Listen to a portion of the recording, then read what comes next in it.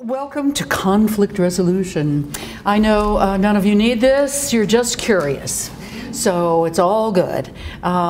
We will inevitably have conflict in our lives, and whenever I do a presentation, I usually go to the dictionary first. What do the words mean? So what does conflict mean? Well, prolonged warfare. Whoa. You know, that's the truth, isn't it? Sometimes. Anybody in here got teenagers at home? Okay, well, you have conflict. You have prolonged warfare in your home. It'll last till they're about 30. So, a clash of opposing ideas or interests, disagreement, which is sort of a milder form of conflict, as we'll find out, to be in opposition, to collide. That is what it feels like when you have had a conflict. You feel sort of like, whoa, I just, bounced off of a wall there. In psychology, we say that simultaneous functioning of mutually exclusive impulses, desires, or tendencies. Short version is, if I get what I want, you can't get what you want. Nana poo poo. So that is a conflict. And from the Latin confligere, to strike together. Well, that's a lot of movement in a definition, isn't it? Striking, colliding, warfare, clashing. But that's what conflict feels like, doesn't it? And so I think that there's some things that we just need to know generally about conflict. And one of those things is it's inevitable. And you don't even have to have two people to have a conflict. Have you ever been conflicted? Constantly. Yeah, constantly. I am a woman at war, just sitting down some days. I'm like, oh, maybe that, whoa. I don't know. And it occurs because of differences. So differences of values and belief systems and the way we were brought up and so forth. So, it's inevitable that we're going to have, and I think it's a good thing. Conflict well managed is a good thing. Conflict not managed is awful for everyone around you. So, and I think that everybody needs to feel like they matter. All of us need to feel like we matter to someone or something. And I think that sometimes conflict poorly managed makes you feel like you don't matter. And that is criminal to me as a therapist. So I think whenever we can avoid that, making people feel like they don't matter, the better off we're all going to be. Avoidance of conflict is a natural. Have you ever had a boss who did not like conflict, who was conflict avoidant? It makes it very difficult to work for him, doesn't it? If you're a boss in here and you don't like conflict, my mother, who was a Southern matriarch, I'm bicultural. My mother was Southern and my daddy was a Yankee. And in fact, he used to holler at her in the house from one end of the house to the other, and he'd say, "Frances, just don't forget who won the war. Who won the Civil War." And she said, "It was because you poisoned our horses and our whales." I was just like, oh my God, I have a household at war between the North and the South, my whole life. So, and conflict well managed requires an unnatural response. Unnatural. When somebody comes up to you and goes, what do you want to do? Get right back. That is natural. It's natural to respond according to how you're treated. Conflict well managed requires a wholly different response for you to, cool your jets and so forth. So it's unnatural, by the way, to do this.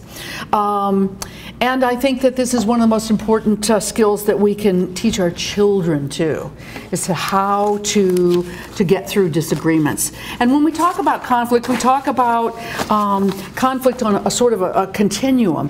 Not everything is warfare, collision, striking. On one end of the continuum, there are just differences. You have a different opinion about something. You have a different feeling about something. You have a different, it's just different. But the differences don't harm the integrity of the relationship at all. Oh, you saw it this way, I saw it this way. Okay, no big whoop.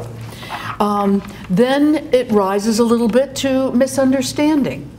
I thought I said this, you thought I said that. Oh, we totally didn't hear each other. And I know that you have been in a position at one time or another to say, well, I didn't mean it like that. You know, I didn't mean to say that. I didn't mean for you to hear it that way. You know, so intention doesn't have anything to do with it, but sometimes there's a misunderstanding. And there's a difference in understanding. And again, the integrity of the relationship is just fine. Disagreements come into play a little bit. That's a level 3, we call it intensity. When two people see a situation differently, and regardless of what they do, they can't get on the same page, okay? And there's a little discomfort involved. There's a little bit of agita involved that you can't, you know, that they can't see your side and you can't see their side. So that's a disagreement. Then you can move into discord, where the relationship of the people involved is tainted, even when they're not talking about the conflict. So now you got a thing about her or him, okay? And it doesn't go away. There's this constant level of going on in your head. Oh yeah, well he's a dummy anyway. I don't know how he could understand it. So you got, the relationship is not good, not good. And then polarization, you know what polar opposites are. Well, that is pretty much what happens in polarization, where not only is the relationship between you and the person miserable, but people all around it are affected. You know how like two people won't get along in an office, and it's so bad that everybody just like, oh my gosh, you guys need to get this together, because it affects everyone. And then you've got Team Stephanie and Team Marilyn over here, you know, and I got my allies and she's got hers. And you all know, you've worked in offices like this, yeah? It's miserable to work in an office like that. So polarization is one of those places that you don't want to get to. And certainly the earlier that you deal with conflict, the easier it is to resolve. So you don't want to let it get to the polarization place. And at any one time, it can, you know, it can move from disagreement to polarization like that sometimes, with a little, with like a catty comment, or a, you know, and you've already got an underlying feeling of, you know, like, I don't really like her anyway, kind of a feel. So, so we really want to learn to manage this stuff. And certainly at the work site, it costs us. It costs us a lot.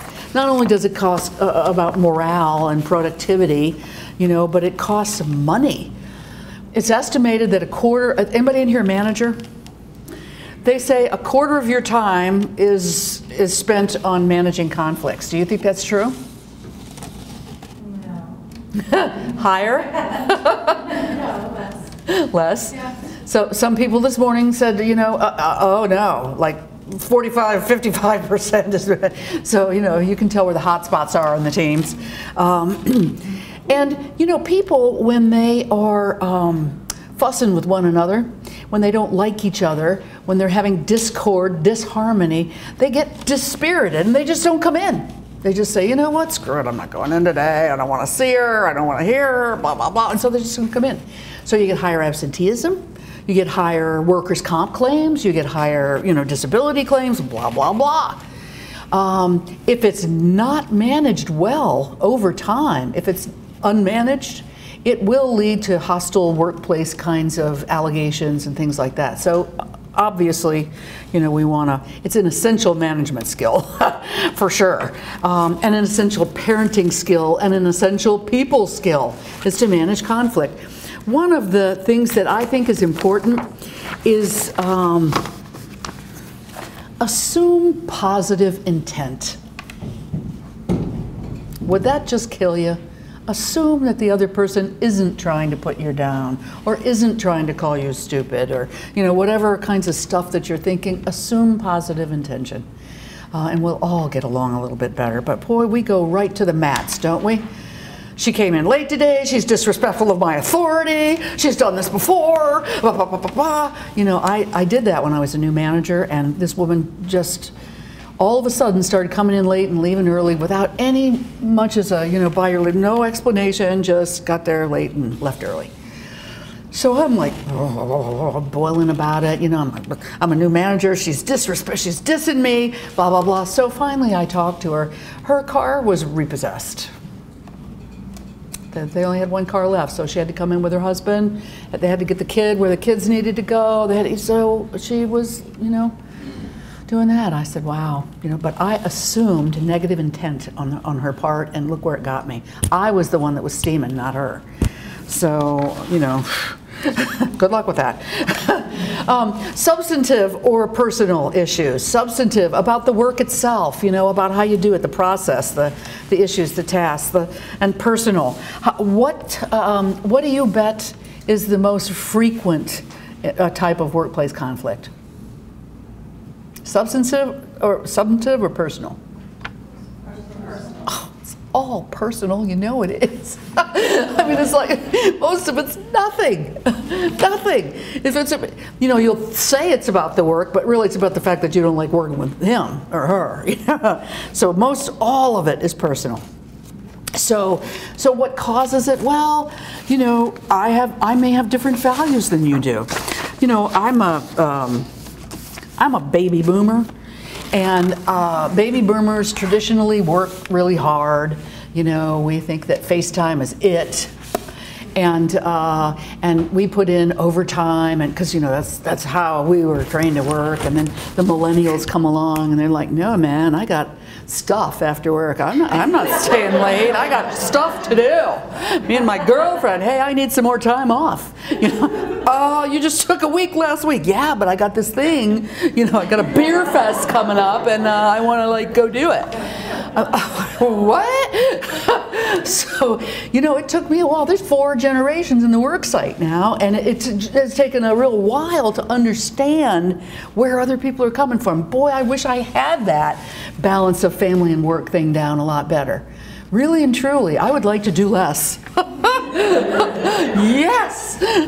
So I'm learning how to do less, but the millennials are teaching me that it's absolutely okay to just put in 40 and sometimes only like 36. Whoa! If you include the late in and out, early out. I'm like, wow. And sometimes it's about personalities. You know, I just don't like the way, you know, your personality is. We have a woman in our office who's from Chicago, and she talks really fast, and she's a Midwesterner, just like your HR director. And some people are like really offended by her because she just talks a little faster, and she's, you know, kind of like, oh, and our home office is in Minnesota, and Minnesota's real different up there. They talk a little slower, but they talk funny. Oh, how's the temperature down there? Yeah. You know, and they, you know, so, I mean, that's just a personality. Are you from Minnesota? Oh. So, they're so nice and friendly. You call IS, you know, you call IS in Minnesota, and you chat a little while before you get to the problem, okay? You don't just say, hey, my computer wouldn't come on. You go, oh, yeah, it's 115 here. Oh, yeah, we're so you can just kind of learn a little bit. Sometimes it's about unclear roles and expectations. I used to work for orthopedic surgeons, and I don't know, there's something about medical offices. The medical people cannot figure out how to run an office to save their lives. I'm sorry, it's just, I'm gonna just say it. It's a huge overgeneralization, but it's so true. And so I taught these guys, I said, look, you have to assign a queen bee, and you have to say, you know, Myrtle here is the queen bee. What she says, you have to have a queen bee or the hive goes nuts. And they go, well, we don't want to single anybody out. We want everybody to be equal. Forget it. Then call it a lead. I don't care what you call it, but make somebody in charge, which they didn't do. And guess what? They got all kinds of conflicts because everybody was vying for power. Well, you know, this is my area. Well, who said it was your area? I've seen them give promotions and not tell any of the rest of the staff. So somebody comes out of the box and goes, hey, you know, I think you need to be doing this. Well, up your nose, really? Who told you? You're not the boss of me. Actually, I am. Who said that? You know, I mean, it's just, so a lot of conflict created there. Defensiveness, cultural differences. There are huge cultural differences in offices everywhere. So So I think it behooves us to remember in Conflict 101 that conflict is more than just a disagreement.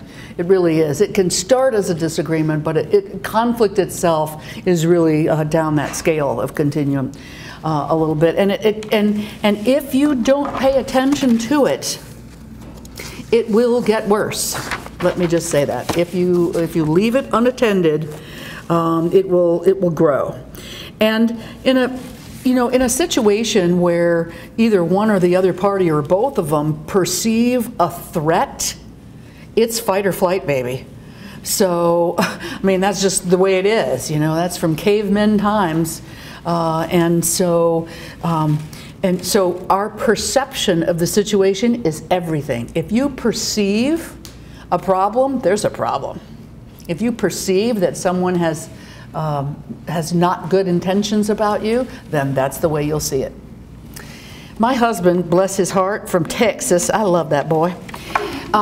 He is 6'10", so he's a big boy, which of course makes me feel petite, which I love.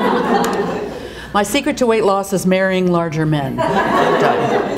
So Big Bob is really something, and he thinks that people perceive him, or did, as a big dumb jock. That's his perception. He's one of the smartest guys I've ever met, but it's kind of hidden behind a Texas accent, which is kind of funny, and so they think you're kind of stupid when you have a Texas accent because it's funny. So he gets a big charge out of people thinking he's dumb, because then he swoops in, for the kill. Whoa, it's breathtaking. I'm like, wow, Bob, that is really something when you do that. So people don't perceive that he is threatening, but if he wants to be threatening, he will do so. And it's scary to see when he goes off. And so when people say to him something that he perceives that they're calling him dumb, he lights into him. I've been in a store with him when he's saying, I didn't come here to argue with the hired help. I'm like creeping off to the side. It's his issue, not mine. It took me a long time to this is his issue. This isn't anything about me. I said, Bob, she wasn't calling you stupid. She just wanted you to repeat what you said. So perception's everything. Perception is everything. And the perception of conflict really triggers some big emotions. What are the emotions of conflict?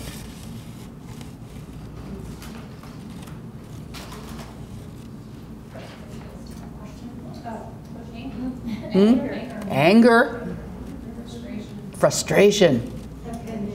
Yes, dependence. Fear. I'm scared I'm not going to get what I think I deserve, or that I think that I'm going to lose something that I think that I have. It's all fear-based stuff. And I've gotten really in trouble with relationships with people because of that, because I perceive that I won't get what I want.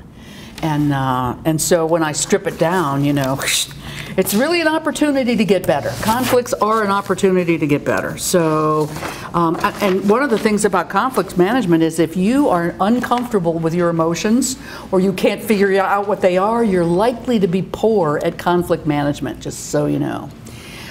So there's some typical mistakes that we make when we do conflict resolution, and one of those is that we just avoid it altogether.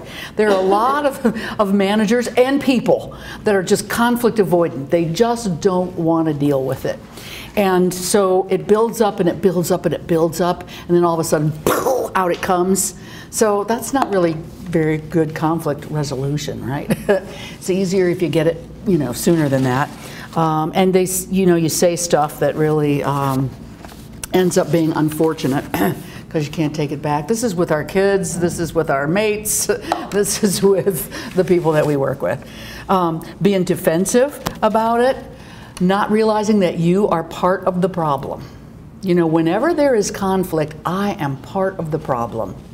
So part of conflict resolution is putting the mirror up to your own face and figuring out what is it that I'm doing That's, you know, what is it I'm scared of? What is it I'm angry about? What is it? You know, I was asking myself these questions.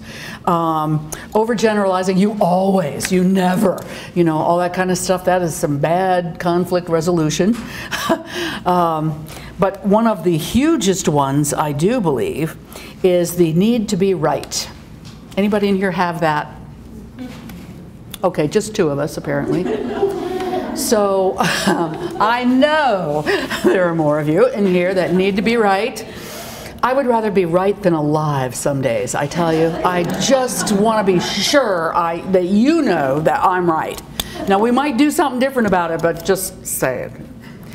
So, I mean, I've got that bad. And before I recognized that in myself, I was always wrangling with people. And then I realized, oh, this is my need, not so much to, well, it is a control issue. I was going to say, I'm not a controlling, but of course I am if I'm right all the time. I just need to be right. And that is that's something that's really hard to let go of. Mind reading. You know, I think I know what's going on with you. And so I interpret it according to how I think, you know, things are going with you. Like the woman whose car was repossessed. I thought, well, you know, she's just disrespectful. She's 2 generations underneath me. She doesn't respect me. They repoed her car. Hello? Was that simple? So we don't know. You know, we just don't know. And you know what assuming is. So don't do it. We forget to listen, and you know we're like rehearsing what we're going to say. Like, oh yeah, I got to fit that in, and we just forget to listen to the other person, which is, you know, pretty substantial when you're trying to negotiate conflict. Another thing is, you know, trying to blame somebody for something. You know, well, it's your fault. Blah blah blah blah blah. I have 2 stepdaughters, and they have been a challenge throughout their lives and mine, especially when we first inherited them. I thought, you know, when I grew up, I thought, oh, I am not going to have kids. I really don't care for them so much. And so then I got married and got them. I thought, oh, I was so smart not to have them, and now I got them anyway. And it was really interesting. They have grandparents that are always trying to pin it on somebody. Okay, the kitchen clock is broken. Who did it? You know, I mean, it was just like, who ate the cereal? Who did the whatever? You know, and we got to joking about it. I mean, I said, okay, whose fault is it it's raining today? I want to know. Whitney, Paige, which one of you did this? You know, whose fault is it I got a flat tire? Uh-oh. You know, so, I mean, it just doesn't work. And then, you know, trying to win, which is the same thing as the need to be right.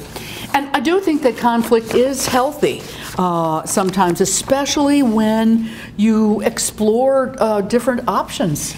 You hear what other people have to say about the situation. You hear how they felt and what they thought when they saw the same thing, and you're like, wow. Or they can do things really differently. You know, how interesting is that? When I first got out of graduate school, I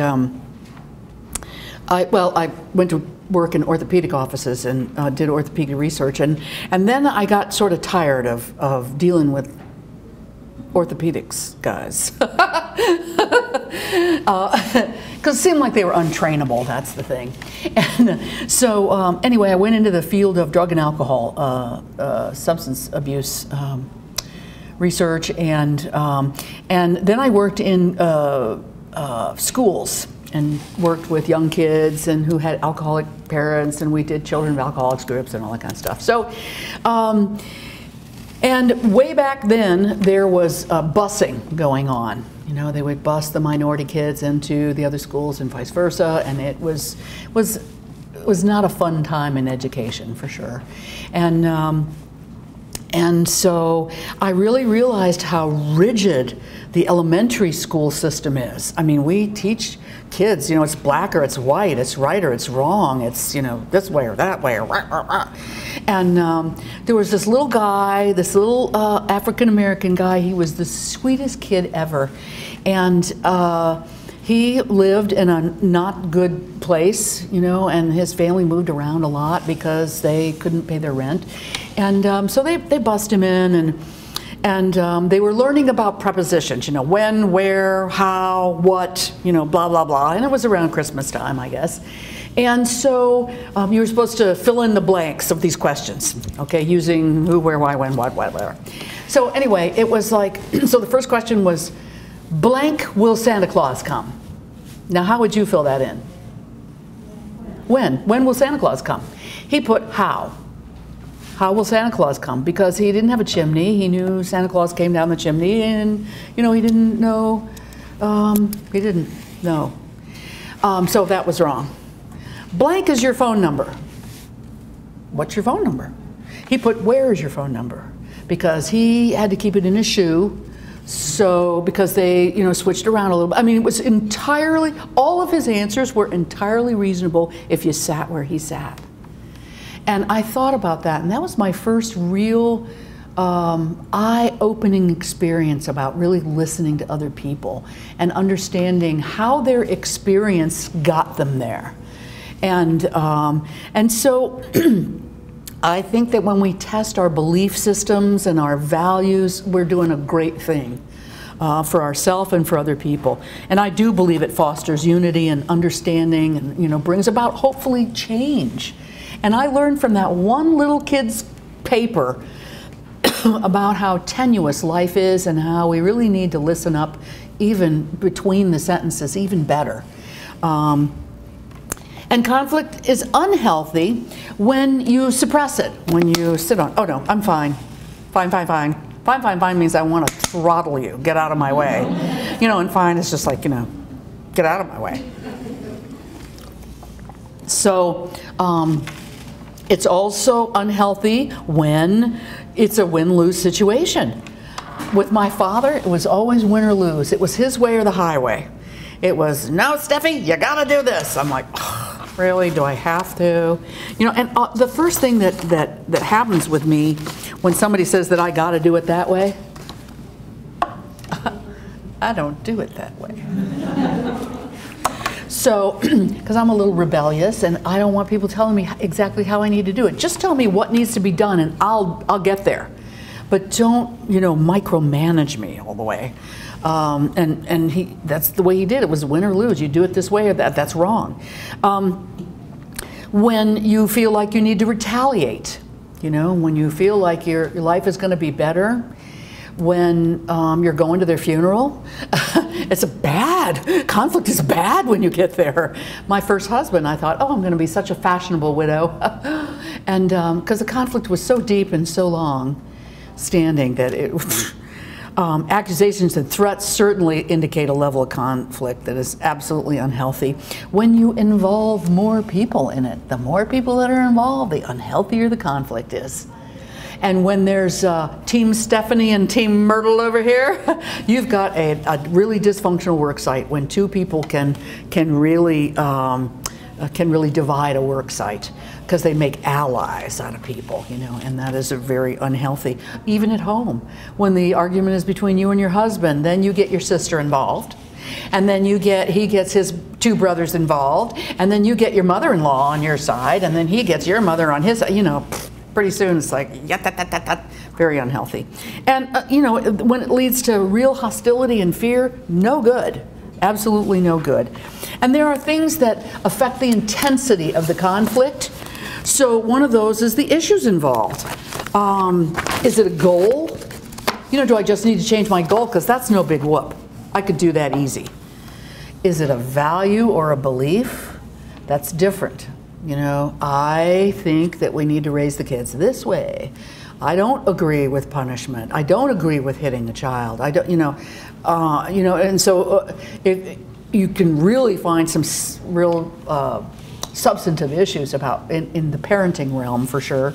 If it's just about preference, well, I like, you know, Mexican food and you like Indian food, well, no big whoop. You know, I could go to either one of them and be just fine. What about if it's about money? Ever have conflict about money? If you don't, you are, you know, really a lot of stuff is about romance and finance. That's what comes into the EAP. That's why we see people, because they are unhappy about money. They're actually unhappy about the way they spend it. My parents' marriage was consumed. I mean, because they didn't get to the substantive issues about, you know, what was really going on, they fought about money. And he hollered at her, and if I heard one more, you know, dang it, Francis, not dang it Francis, you know, and really it was about respect. He went out there and earned, you know, and earned money, and he earned a good bit of it. And she didn't really respect it. He felt disrespected because she spent money willy-nilly. They went on a trip up to, my dad was going to get transferred up to Rhode Island, and so he took my mom with him, and she went on a trip. On a trip, and anybody in here know what Capizios are? The shoes? Capizios, very light-soled, very fun little shoes, but expensive little shoes. So my mom finds a Capizio outlet and buys 72 pair of shoes. Sends them home. I mean, the thing came in a crate. I swear, like my dad wasn't going to know. What did she think? He's never going to find out? Dang it, Francis! I mean, we heard it's 72. For years he'd go, 72, 72. You know, that's why we can't afford hot dogs, 72. Never forgave her for that, you know, because for him, being, you know, a survivor of the war and everything, money was security. Money equaled security. Money equaled freedom. Money equaled something really big to him, and they never really talked about that. So, you know, it was always like, dang it, Francis, you know. So it was fun living in that house, really, because she was like, oh well. She was this Southern belle who, she said, well, if you just feel bad about yourself, just put on bigger jewelry. That was her secret to, you know. She used to tell me things like, the secret to managing a man is never letting him know he's being managed. Blink, blink. So she was one of those. So my husband, Sweet Bob met my mother while she was still alive, and she'd say to him, oh, you are so tall and handsome, Robert David. His name is Bob. Robert David, in the South you always have to have a middle name. Robert David, you are such a tall, handsome man. I wonder if you would mind doing such and such. So she'd always say, oh, you're so tall and handsome, could you do this for me? And so, I mean, you know, God, she was manipulative. She taught me how to manipulate very well. I'll say that. She was really smart at that. And it was because she avoided conflict at all costs and just were sweet as pie. You can catch a lot more flies with honey than vinegar. You know, all that kind of stuff. Don't ever talk to a man on an empty stomach if you want something. Don't ever talk to a man on an empty stomach. You know, I have found that to be true. It is better to feed them first. Sorry, guys. Just a little secret. The setting, is it in your marriage? So is the conflict more intense or less intense because it's in your marriage? Is it more or less intense because it's at the work site? You know, I don't know about you, but I can stand a good bit of conflict in my family or at home, but I don't do well with conflict at work. There's just something about it that gives me agita all over the place, and guess why? What do you think I'm threatened by? What anybody's threatened by about conflicts at work?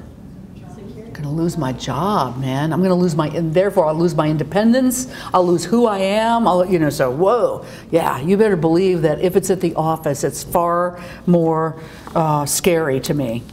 And if it's with my boss, it's more scary than it's with my husband, because I can always, you know, pet on him a little bit. And not my boss, my husband. I can always, you know, pat on him and things will be just fine. But, you know, not with a boss, you know, not necessarily. When it's with your kid or your friend, I have very little conflict with my friends. I don't know why. Maybe I choose them well, maybe they choose me well. But I have had conflicts with coworkers before. I was just recently mediated between, I had a company call me and say, do you do mediation? I said, yeah.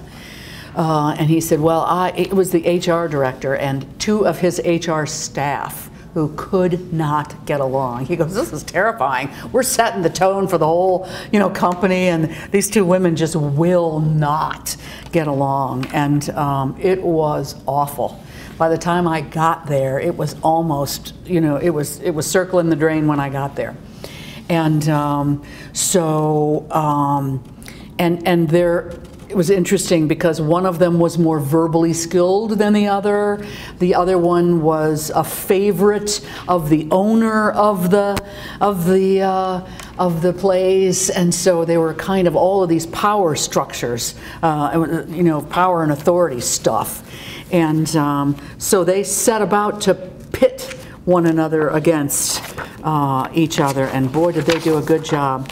So, you just got to pay attention to who you're using for what. So let's talk about the process itself then, which is how do we actually do it? I think there's a little homework that you do first, and I think it's very helpful to do my homework first. And when it says set the scene, meaning set the scene in your own head, do your homework before the meeting. What is it in you that is threatened? Take that mirror and put it right smack up to your face and go, all right, what am I doing? Am I assuming negative intent all the time? Am I scared that I won't get money from my husband? Am I scared of losing my job? Am I, thinking that my reputation is besmirched? I mean, what is going on with me? Which I think is really important to figure out. And to be clear about what's important to you, your values and your goals and your belief system, and what this relationship is doing to that. And I also think that when you set the meeting, be careful of the time and the place. It's not the time or the place. Well, have you heard of the acronym HALT? Hungry, angry, lonely, tired. Okay? Don't do it when you're hungry, angry, lonely, tired. Don't do it. Don't set the meeting. I worked with a guy that could not stand me, and I could not stand him. It was one of the most difficult relationships at work that I've ever had.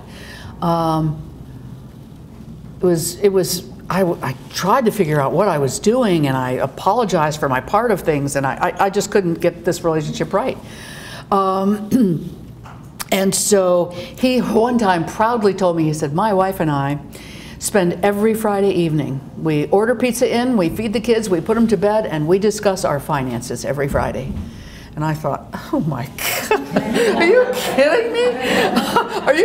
I said to him, are you crazy? I said,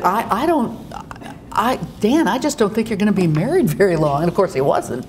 But I mean, on a Friday, I am exhausted by Friday. I'm actually exhausted by like Thursday afternoon. So Friday I file, I do stuff that I don't do the rest of the week because I'm done for.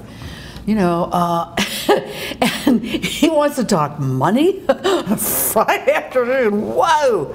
So, pay attention to the time and the place, all right? Don't do it when you're too chemicalized by anger and fear. When you really, really, really want to deal with it right here, right now, don't do it. I had a woman one time who was very important to me in my life, and she used to say to me, Stephanie, when you really, really, really, really think that you need to do something right now, don't. Don't send the email, don't write the letter, don't have the conversation, don't. I'm like, ugh. I mean, you can tell me to do something, I'll do it all day long, but tell me to not do anything? Not taking action is an action in and of itself, and a very important one. My husband is very good. He'll say, wait. I said, Bob, what do you think I should do? Because I really, really want to talk to Paige and Whitney about this. Wait. Let's wait till next weekend. Wait till the waves go by. The first one's anger, and then fear, and then, resentment, and then all. Just wait. And he has really taught me the value of just doing that. So, first step, wait. Okay, just take a deep breath, stand back, get your own stuff between the ditches first, and see if you can have an attitude change about letting go of your own ego. Oh, that is hard, isn't it? Because I want to be right. I want to be sure they see my way. I want to win. I gotta to really, I try to come at conflict resolution with an attitude of curiosity. I try to come to coaching when I have coaching clients. I try to say, you know, let me learn about you. Let me learn about the way you see things. And I come out a lot better when I'm the student, you know, and not the teacher. And I think it's also really helpful to say, this is how I see what is happening. This is my perception, because it doesn't work when you say, you know what, you're always hollering at me, you're always coming in late, you know, you drive me nuts. That's just not a way to approach anything, even when it's with your teenagers. You know, just say, you know, my perception of what's going on, here's what I'm thinking, and this is what I'm feeling. So I think that is really important, and certainly using, you know, I see, some encouraging kinds of comments and restating. So what I heard you say was that you felt like this, right? Am I, you know, let me be sure I understand. Using those kinds of words will help immensely in helping other people, you know, trust you enough to give you their perspective. And using assertive communication, what I mean by that is using I messages, not you messages. You're driving me nuts. You know, you're making me crazy. It's not really helpful in conflict resolution. You know, you always, you never. So not helpful. Then you sort of gather information in your head. You're doing this. You are trying to understand for yourself the other person's motives and what they need. Not always do they, you know, they haven't been to this class, so they are not going to have done the homework that you've done. So they may not even be able to identify the issues clearly. They may just think they don't like you, when in reality it's something very different. They're scared of you, you know, they're jealous of you, you know, I mean, there's all kinds of things going on. So other people sometimes don't even identify things well. And I think to identify the effects of the conflict, these two women, I said, I would like you to list you know, what's going on with you because of this conflict. And one woman said, I can't sleep, I can't eat. And the other one said, I have constant headaches. So when you're going about conflict resolution, one of the first things you want to do is try to identify areas of agreement. You know, and for these two women, the only areas of agreement were that they were both sick from the conflict, literally. They were just both sick of it and sick from it. So we sort of started there. I said, wow, you know, look how similar your symptoms are from this. So, and also when you're, you know, kind of talking to yourself and to the other person, I like coaching questions. I like what, how, when kinds of questions, you know. What would this look like if we liked each other? What would this look like if I assumed positive intent on your part? What would my actions then be? You know, what's another way we might, you know, how can we get to yes? How can we get to yes instead of killing each other and the people around us? You know, what can we do? What can I do to change for you? You know, I asked these two women, what could she do for you to know that she was different? Well, she could say good morning to me, you know, because when I say good morning to her, she doesn't look up and she doesn't say, it was that bad. And so I said, you know, are you able to fit that into your schedule? Can you say good morning?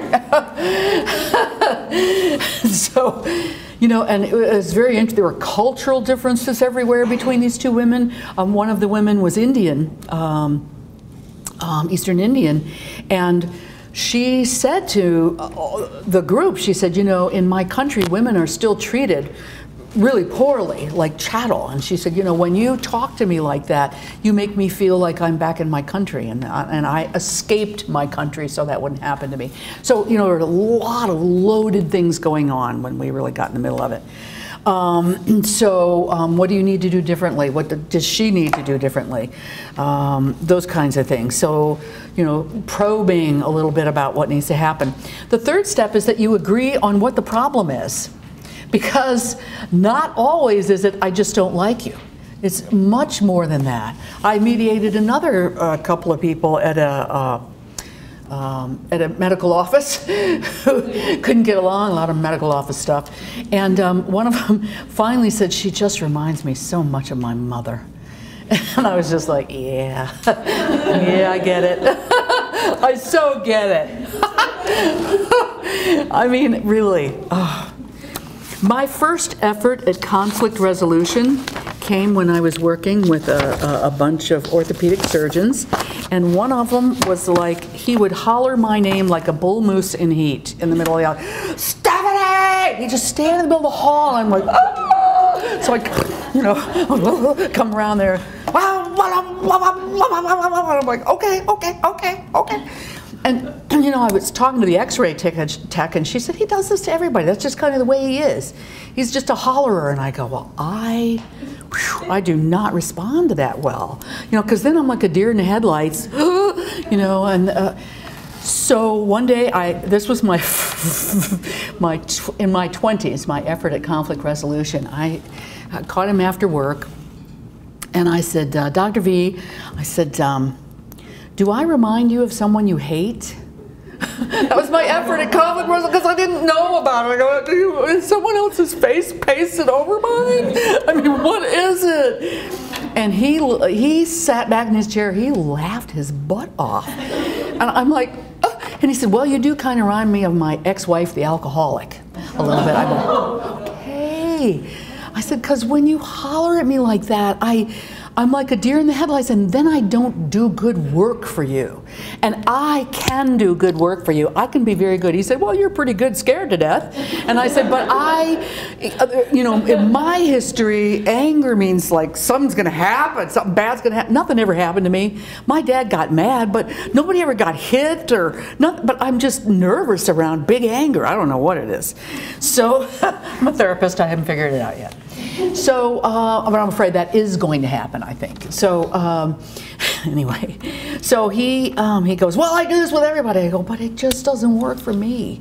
It just doesn't work for me, because I can't do your job well for you." And you know what? He hollered at everybody else in that clinic except me.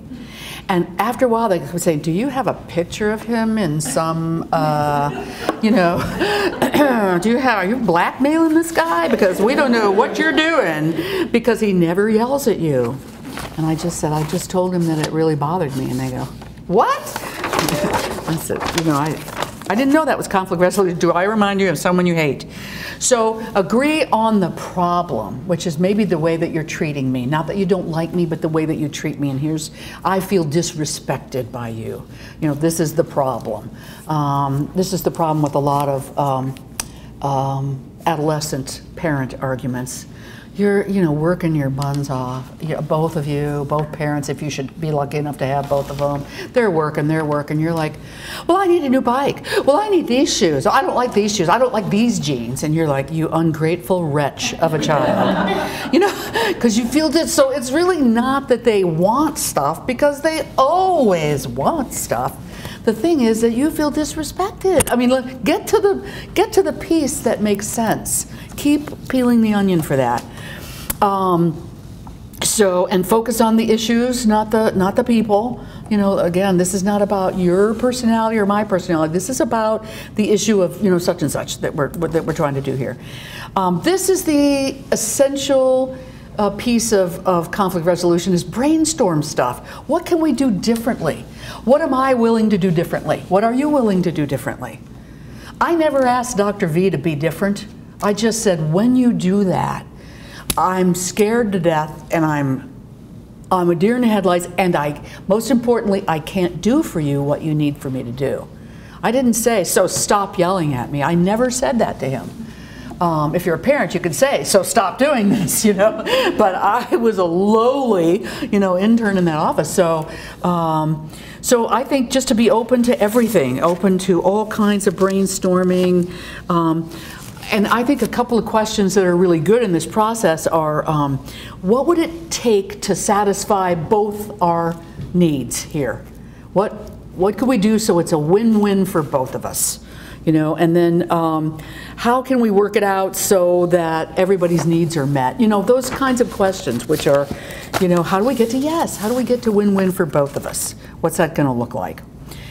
And then you negotiate solutions, which is, okay, I agree to do this, and you agree to do that. With these two women, I asked them both to go, and the attorney was in there, the HR director was in there, two corporate people were in there. It was like a big whoa.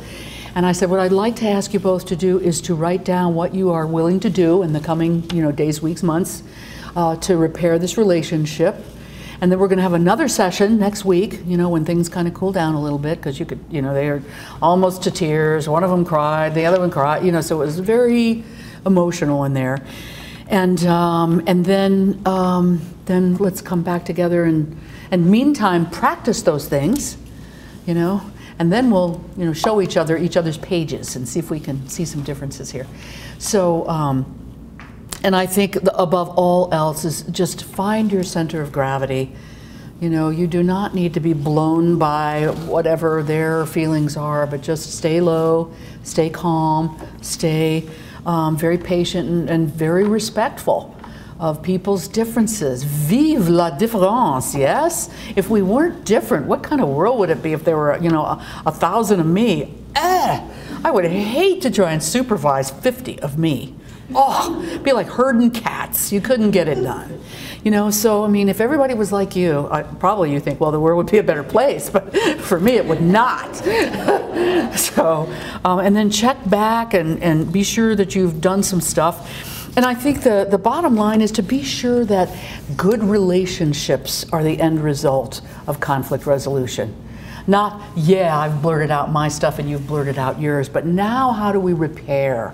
How do we do that? Make solving the problem the priority, not, winning or being right or kicking them in the butt when they need it. Pick them carefully, pick your battles carefully. A great question to ask is, on a scale of 1 to 10, how important is this issue to you? I use that with my teenage stepdaughters. On a scale of 1 to 10, Paige, how important is this? And she'd say, well, it's a 10. And I'd say, well, it's a 1 to me, so you can have it. Just say yes. So as my husband teached me. Just say yes, Stephanie. I was in an interview, they said, will you be willing to stay here for 5 years? And I'm like, I don't know. Are you be willing to pay me 5 years? And he goes, just say yes. You don't have to be there for 5 years. Just say yes. I'm like, really? Really? Really? So, I mean, just say, okay, yes. Oh, doesn't that just feel better? Yes. Yes. Let them have the win. Let them have the win, for crying out loud. And don't bring the past into it, And, you always say this, Mom. You always. Let's try not to use the language.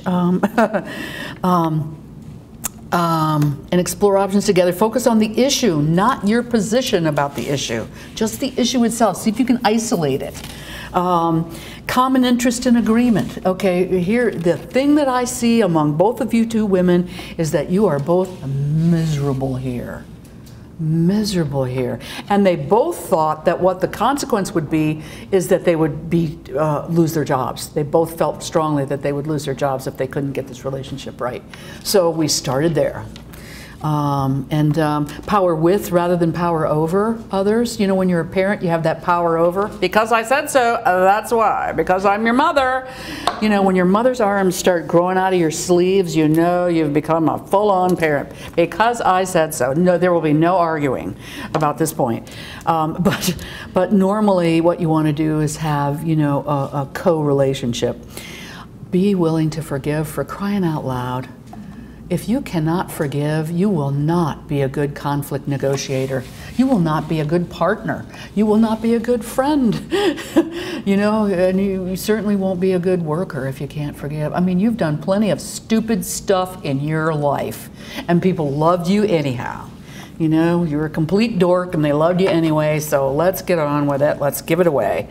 And then know when to hold them and know when to fold them. Know when to just walk away and say, okay, you think this way and I think this way, and it's okay. And finally, I love this quote from Maya Angelou, is people will forget what you said and people will forget what you did, but people will never forget how you made them feel. And I think this is absolutely true. And remember, I think the thing is that we all want to matter. We want to feel like we matter to someone or something. And when you let people out of your life and they feel good about that, that means that they matter. And that is important. So hopefully you'll learn to one or two little tricks in here. Any comments or questions? Thank you so much for taking time out of your day to be here. Golly, yes.